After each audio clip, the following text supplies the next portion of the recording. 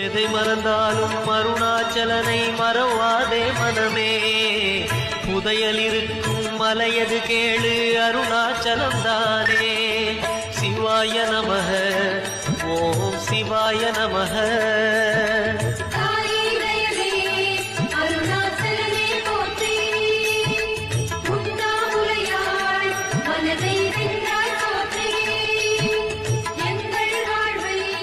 ரொம்ப வருஷங்களுக்கு முன்னாடி தூத்துக்குடியில இருக்க திருச்செந்தூர்ல சிவக்கொழுந்து செட்டியார்னு ஒரு வியாபாரி வாழ்ந்து வந்தாரு. மிகப்பெரிய பக்தரான இவரு தவறாம சிவபெருமான பூஜை பண்ணிட்டு வந்தாரு.